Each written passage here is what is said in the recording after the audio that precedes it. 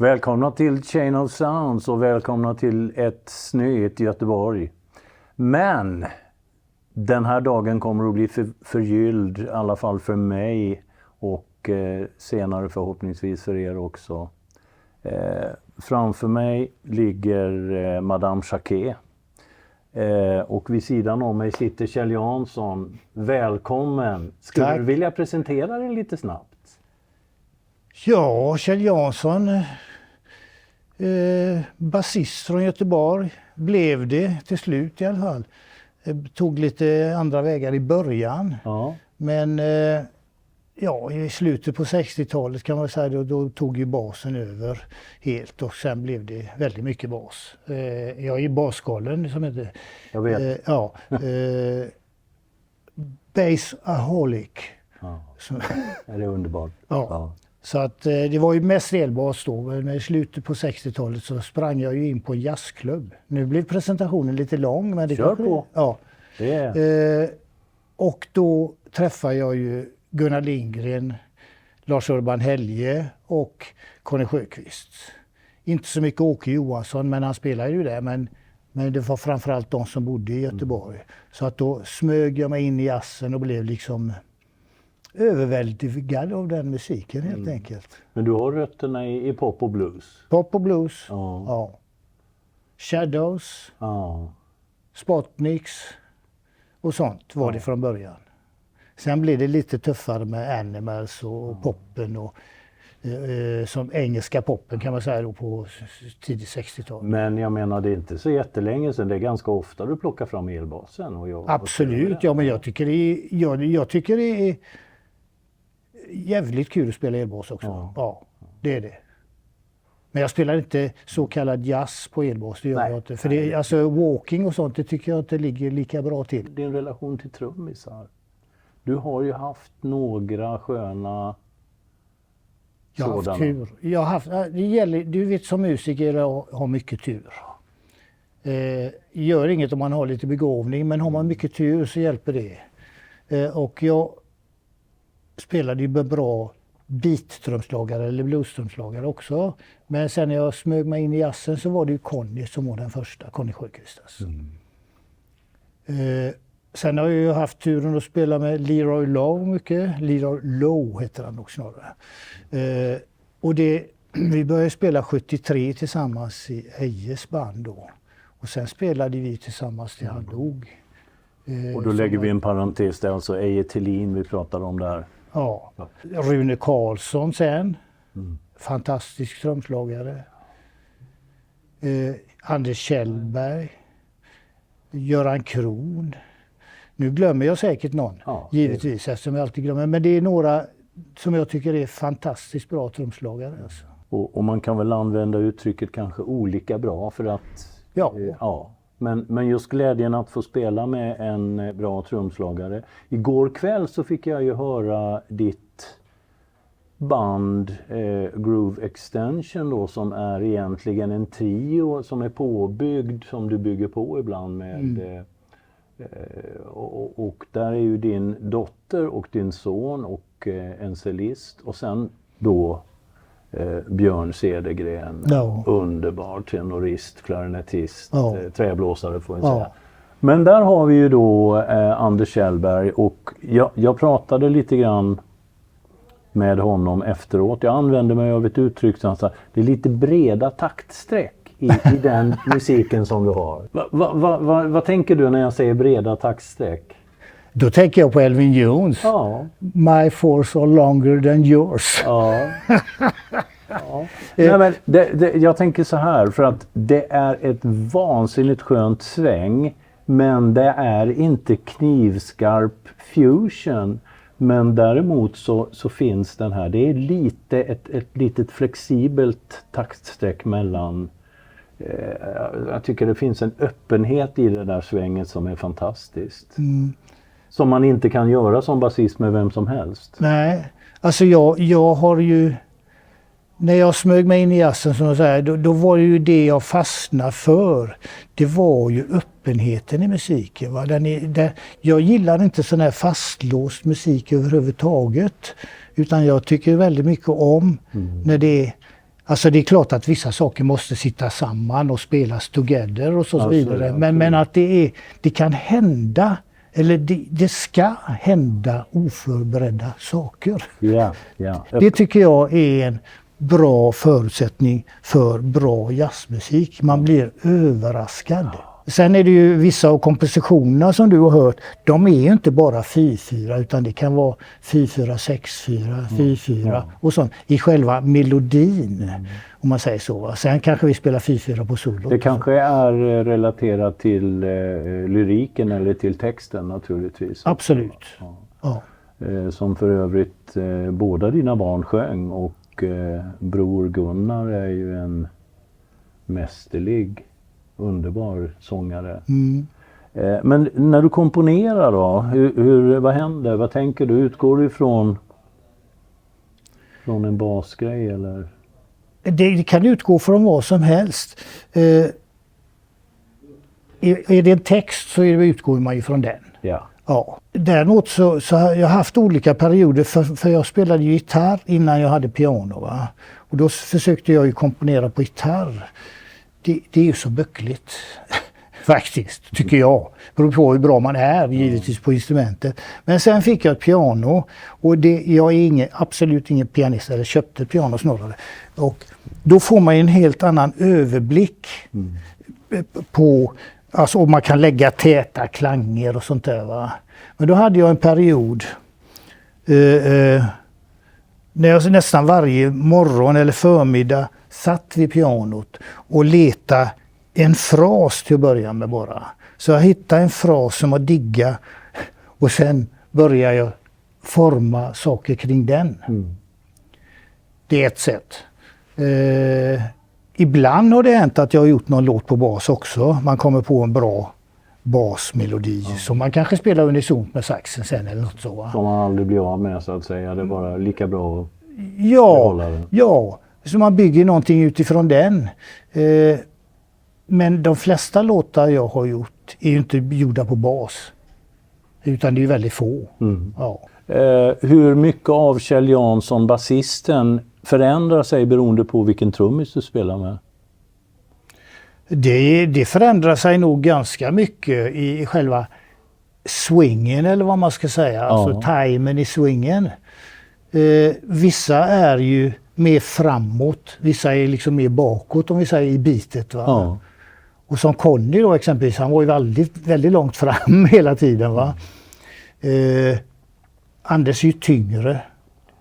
Närmare, alltså om vi säger att Connys förebild, nu säger jag inte att det inte är någon annans heller, men var mycket Tony Williams, det där pigga, rappa, tjing. Anders känns för mig mer, även om han självklart är inspirerad av Tony, mer Elvin för mig känns det så. Va?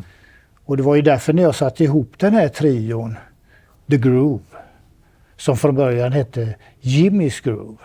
Därför jag plankade 4 Jimmy Garrison-låtar. Yes. Där vi börjar. Kolla in The Groove tycker jag, ni som inte har hört det.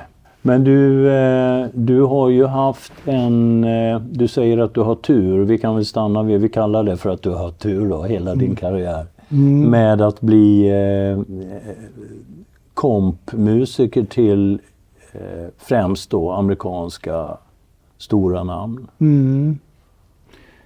Ja, men där hade jag ju också tur. För vi hade ju som sagt på Jazz Arter då när jag började gå där, så var vi en väldigt bra basist som hette Lars Urban Helge.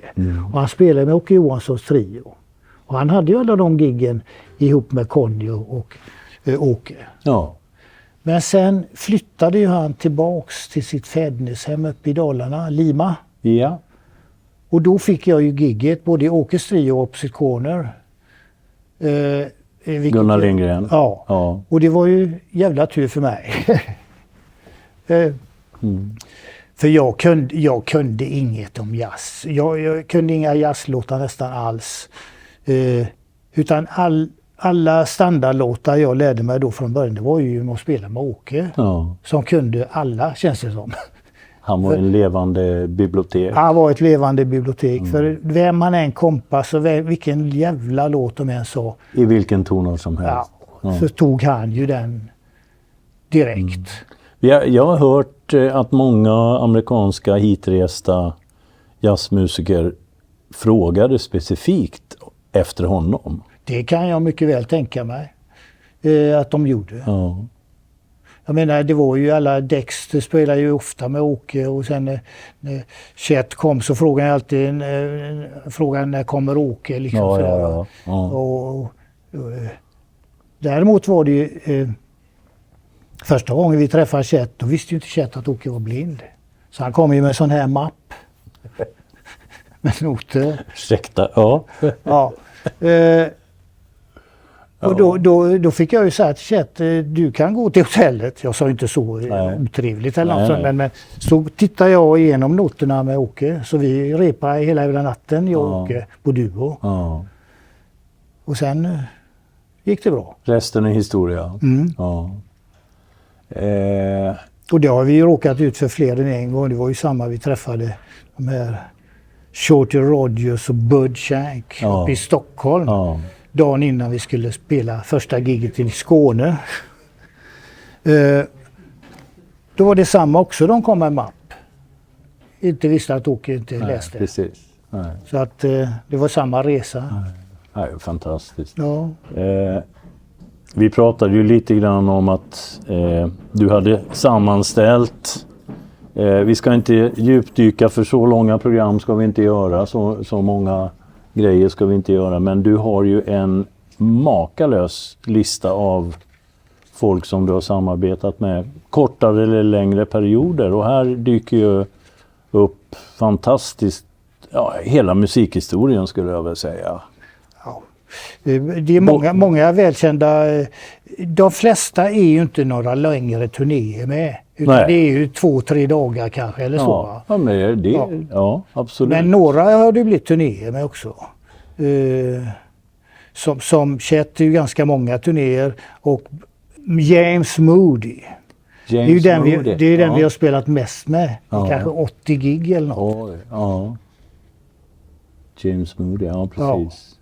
Ja, här finns ju... Men du vet, många av dem, de kommer ju inte med en mapp, utan de säger bara SOS. Ja, och det är same old shit, alltså det är standardlåtar, och då går det ju bra, för då åker han, kan ju alla. Ja. Och du lärde dig längs vägen? Jag lärde mig längs vägen. Fällde ut öronen och körde? Ja. Och den metoden har väl lite grann försvunnit när Realbook kom kanske, va? Mycket så. Ja. Jag upplever ju att det är ju inga som kan några låtar längre. Utan de har ju en platta eller en Realbook, eller en platta är det väl oftast, böckerna ligger. Och det kan ju vara ganska kass harmoniseringar och sånt. Det är tråkigt. Men du, Opposite Corner nämnde vi, Mount Everest. Det var ett skönt band. Det var det första jazzbandet jag fick spela med, om man ska kalla det. Men då spelade jag bara elbas. Ja. Och det var det de ville ha. Ja. Elbas och en bitrumma. Så Arne Larsson, han blev otroligt, som var trumpetare där då. Han blev så besviken när jag skulle börja spela kontrabas. Varför ska du göra det? Vi har ju elbas som är så bra. Och vilka var i Mount Everest från början? Det var Gilbert Holmström givetvis, Arne Larsson. En otroligt bra duo vad det gäller att spela tillsammans. Och när jag kom med då kom Gunnar Pettersson med på trummor och Kjell Jonasson på gitarr. Det var den kvintetten. Sedermera kom Lars Jansson med. Förutom att vara en fantastiskt solid, skön basist, så är du också jäkligt petig med ditt sound. Ja. Igår kväll spelade du på en liten Aguilar digital topp. Ja. Och en Aguilar 12.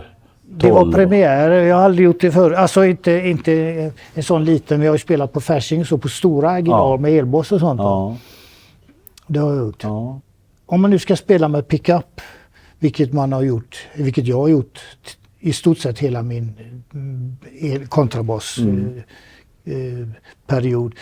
Jag hade en 10-årsperiod säkert där jag vägrade spela med pickup. Då kom puritanen i dig fram. Ja, jag var så jävla trött för att jag tyckte de mickar, andord och jag tyckte de lät så jävla dåligt. Så jag stod inte ut. Jag orkar inte höra en bra basist som har pissat. Exempelvis. Och det är ju lite synd, för det kan ju vara en jävligt bra basist, men jag står inte ut med ljudet. Nej, tyvärr. Jag vet precis vad du menar.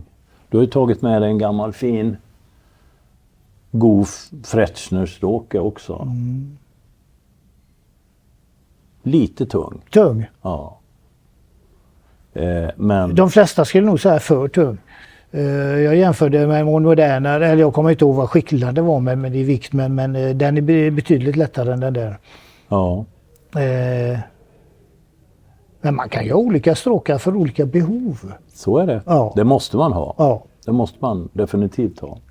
Och speciellt när jag gick över till scensträngar, som är ju det jag använder jämt. Från så att det är som är en slags annan... Ja. Vad är det för strängar du har satt på här? Ja, det är Gensler då, en variant. Och det är ju roligt att kärnan är ju sån här...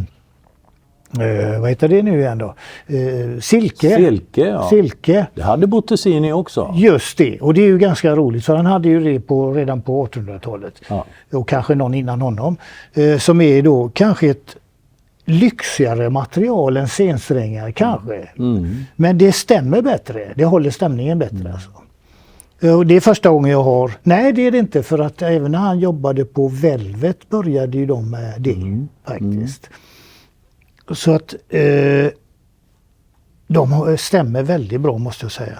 Men annars, Dennis Irwin, basist, som du känner till kanske. Han förändrade min ljudbild. För jag hade aldrig hört talas om stensträngar innan jag träffade honom. Nej. Och så kommer han, så hade han fått gig med Art Blakey. Kanske var de här på 70-talet. Tror det nästan. Och så säger, come and check out my bass, va? Och så känner jag på den. Oh shit, det är det här jag vill ha hela mitt liv. Det var så bara pang i huvudet, och så gav han med stråken. Oh, sounds like Paul Chambers. Liksom. Jag hade aldrig förstått hur Mingus och Ron på 60-talet, hur de fick sitt sound. Nej. Det är den där övertonsgrejen, va? Så att det ställde om hela mitt huvud, och sen har jag varit helt inne där. Såld. Ja. Vi pratar om basar, vi pratar om tillverkare. Jag vet att du har ju haft en del basar i din ägo, så att säga. Men nu är du nere på 2 kontrabasar. Alltså det konstiga, eller vad man vill kalla det. Du vet, jag har ju ägt så många basar eftersom jag är galen i basar. Ja. Och så lyssnar på inspelningar. Alltså då menar jag om man hör akustiska. För det är inte sånt som man hör någon jävla linead bas som låter hemskt. Nej. Så låter man väldigt samma ändå, vilken bas man än har. Det är då tycker jag man kan klappa sig på axeln. Ja. Och så finns det ju med många basister. Man kan faktiskt höra så här att wow, det där är den, och det är den och den. Det är samma som det var väl du som pratade om Israel Crosby häromdagen. Alltså. Man ser Amayas trio och Ahmad Jamal. Och den där inspelningen man kan se, det ser ut som han har en plywoodbas. Alltså. Ja, det där är intressant. Men du vet att det här är en Jacquet? Ja. Det finns ju en lapp, men lappar fejkas det mycket med. Men det finns också en signering här uppe på insidan. På ryggen. Sådär handskriven.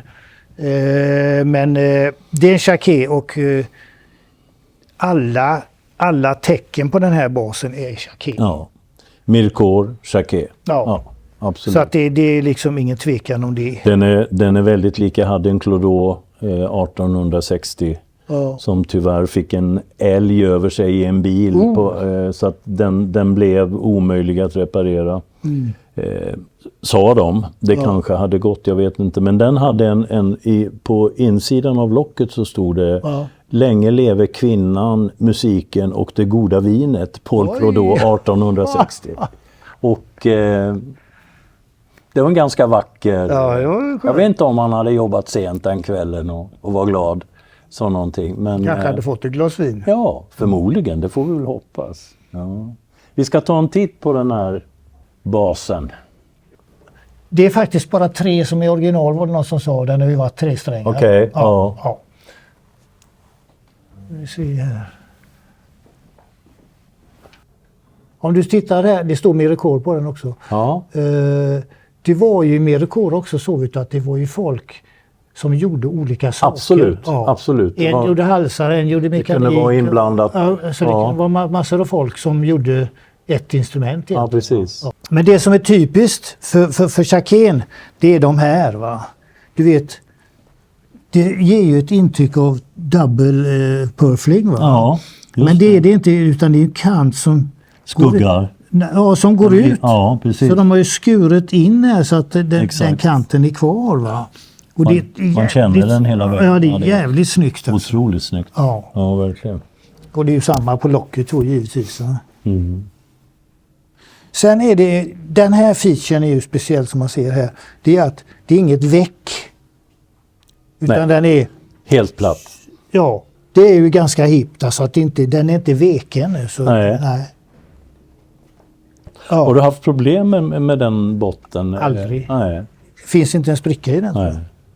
Det här är ju, som jag betecknade, en bilolycka eller något. Alltså när den har fått en boom där va. Så det är ju här den är trasig. Någonstans längs vägen. Ja. Det är lite synd för att det är ju... annars är den ju väldigt hel. Det är visuellt mer. Ja. Så finns det ju också klantarslar som det heter. Som har varit framme. Ja. Den är nog det fulaste jag någonsin har sett. Ja. Men det finns sådana som kan åtgärda detta. Ja. Det finns absolut möjligheter, men det är mer en kostnadsfråga än någonting annat. Ja. Och den här kransen här, den har... Ja, det är en trästackel helt enkelt. Ja.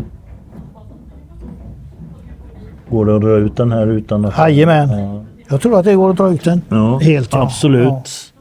Och här har vi någon slags rosewood. Det är till och med sån här... Alexander. Nej, som den här randiga sorten.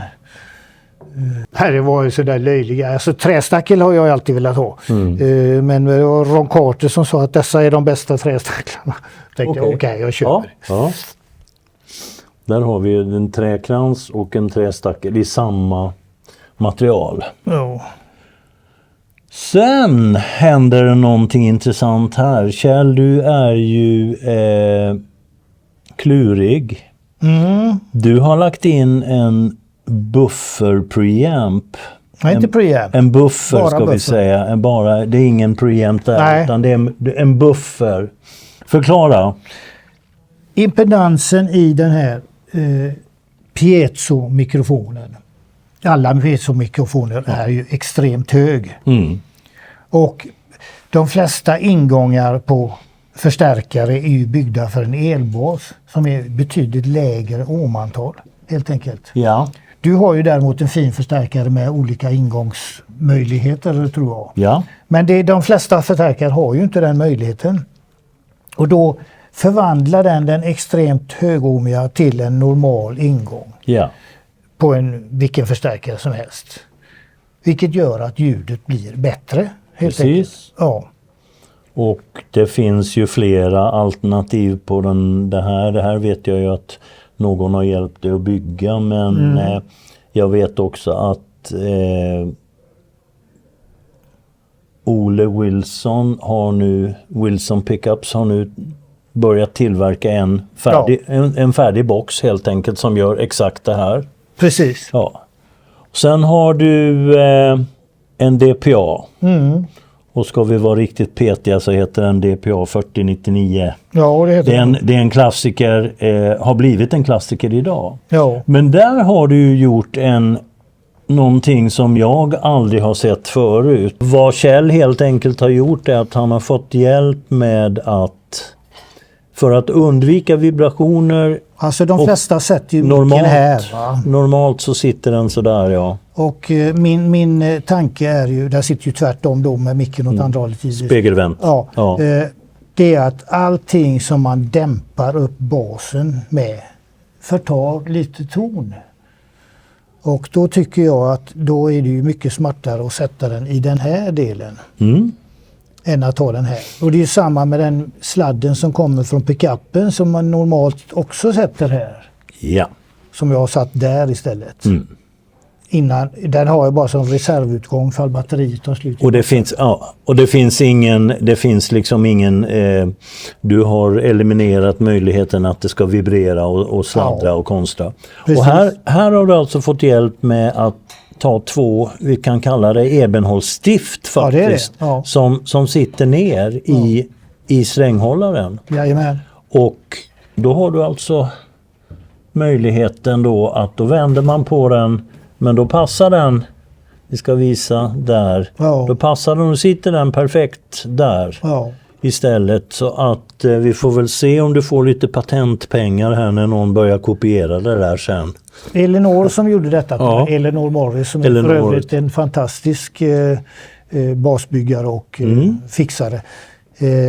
Hon har ju fått flera intressenter som hon gör det här. Jajamän, jag kan tänka mig att wow, det där vill så jag att ha. folk har ju nappat på den idén och förstått tanken. Kjell Jansson-pinnen får vi väl kalla den eller någonting. Så bara få ner den här. Ja, jag förstår. Jag menar, vi har ju olika behov av när vi spelar eller vad vi ska kalla det. Absolut. Jag har ju nästan lagt ner den här biten att spela på. Alltså, jag menar, förr var jag ju väldigt mycket här. Men det är jag inte så mycket längre, utan jag försöker hålla mig här. Då slipper man anstränga sig också. Det blir bara trött i rygg. Ja, precis. Kan bara höra en ton.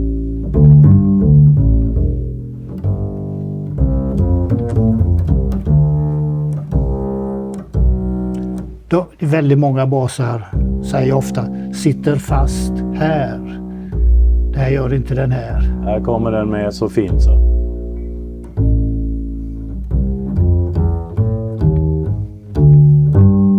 Nej, det är en underbar bas.